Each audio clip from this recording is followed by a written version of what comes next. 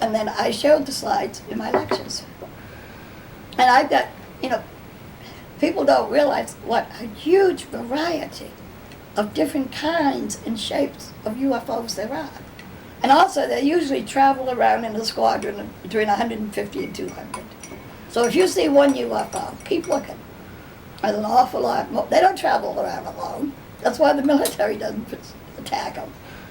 How many different types of entities or races of people? Let's, for instance, you met somebody from Zeta Reticuli. How many different space entities? Are they all from Zeta Reticuli? Are they? I have no idea. All I know. Many? Is that the term? All I know is these crafts are flying together in squadrons. Okay.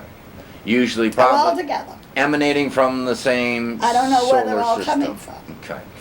And they travel in squadrons, and this is only based on visual observations that you've taken personally. How many UFOs, for instance, have you seen, do you think? It's impossible. Hundreds, we'll just say, right?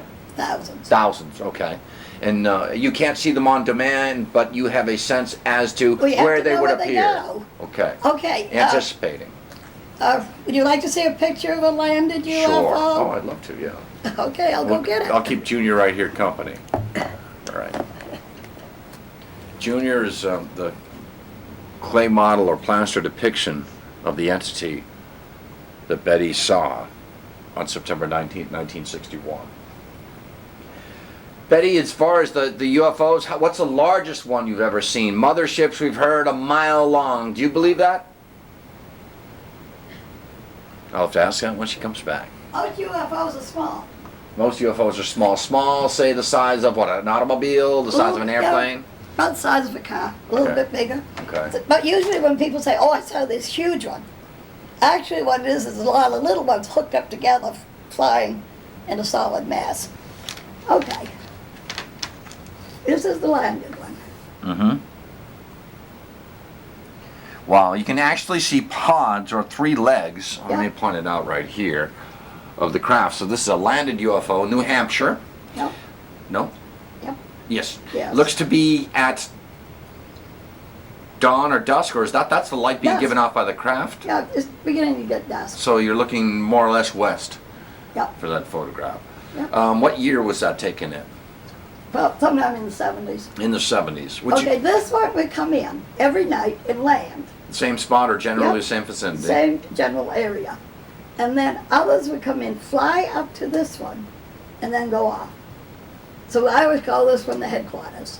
This is where they come in and get their orders for the night. What town? Just give me a hint. I know you don't want to sell out where your place is. Or... Sorry. Okay, good. All right. I tried though, didn't I? I did try. We're going to have, all we can say is southern New Hampshire. That's all we can say about that. And Is that- also, this one has, actually there's about 14 lights. And they're all lighted. But sometimes they only have 2 or 3 lights. Sometimes they have red lights, green lights. So you can see the legs on it. You almost had a feeling to go of where to go for this. When you had your group together, you had an inkling, is that what I'm getting now, that you had an idea of here's where to go. If we hang out here long enough, we're going to see them and eventually... No, okay. Now, driving to my mother's house Yep. at night, coming home from her house at night, usually, Bonnie and I would be paced by, we'd have a UFO on each side of the car.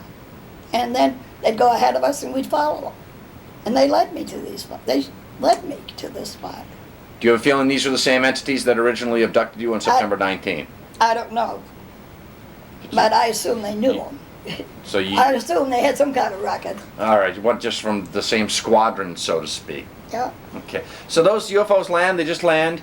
Obviously you didn't walk towards it and try to touch it or get close. The idea was just they'd land, here we are. If you want to take your photos, take them now. Actually, if a person tried to walk towards it, they would come up and dart towards the person. Scare them. And it Bluff scare the charge. person to leave. Or sometimes they just take off. But usually they just sit there. When was the last time you saw a UFO? This being 1999. I looked out the window the other night and 2 of them was flying. Wow. But it was a very, very poor sighting. I could tell it was a UFO because of the altitude and speed and lighting. What do you think about cloaking possibilities? I've heard stories that I could be standing next to somebody that sees UFOs and I can't see them if I'm not at a certain angle. Do you?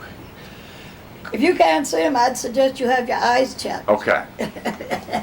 You need glasses, baby. Okay. So in other words, that they when they make themselves appear, they appear to everyone, not just to certain people. Right. Okay. So this nothing to do with this new age vibrational rates I don't know type anything thing. about Okay. that. Good. That's another good thing. Well, I'm going to put on the T-shirt.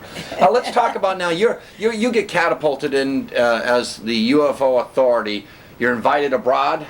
Tell me about the Europe's reaction or Soviet Union's reaction and how you were treated and who you met, etc. If you could maybe just give me a brief overview of, say, when you went to Europe. I've even been on TV in China. Okay. In this flight, a filming that was done here was sold to China, and they had somebody speaking Chinese for me. Also, same thing up in Montreal. I'm speaking French. Everywhere I go, I'm speaking the native. And they're just dubbing in the voice. Yeah. So it's safe to say that this phenomena is worldwide, or is it just the interest is worldwide, or have you heard from all remote parts of the earth of people recounting similar incidents to yours? How would you describe this phenomenon? Well, it's worldwide, naturally. Like, mentioned that my son was retired Navy. Well, he was stationed in Japan for many, many years, and he had a Japanese wife. And then he got transferred to this country. And this was in the 60s. And she brought with her publications about UFOs from Japan. And I still have them. Wow. And half the article is in Japanese and the other half is in English. Huh. Yeah. So let's look at the UFO phenomena. They're increasing. The government obviously doesn't know what they are, and that's why they're coming to Betty Hill, first-hand witness.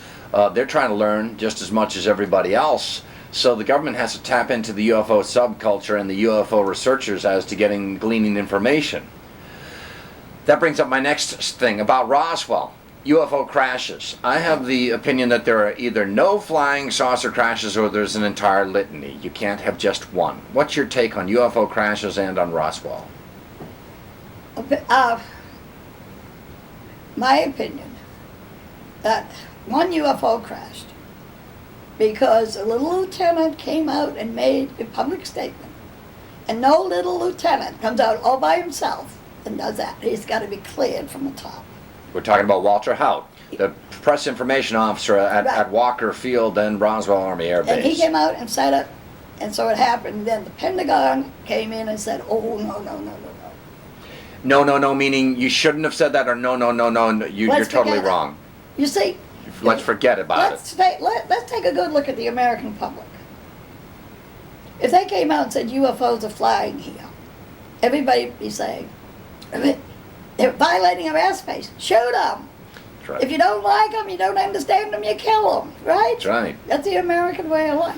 I really think the government is protecting UFOs. Well, let's go take one step further. The government, I think the window of opportunity for disclosure of UFOs' existence by the government has closed. And like you said, because the public would say, they've been flying in our airspace all along. The next Congressional Defense Budgetary hearing, they'd slash line item after line item and cut their budgets, number one. So there is no defense against them. They have not shown to be an aggressive phenomena. They could have shot down our fighters. We have the Thomas Mantell case. We have a case in Australia, the Valentich case, where people unfortunately encountered UFOs and disappeared or had some sort of craft malfunction. These instances are going to happen. Hence, that the case in Australia.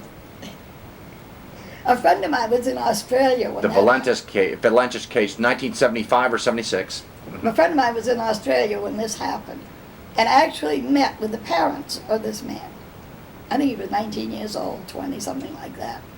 So now we're out in the area where the UFOs are, and we're yelling to them and asking them to bring them back to us. And you were pleading to bring them back. And they're actually coming right in close to us, like they were trying to hear what we were saying.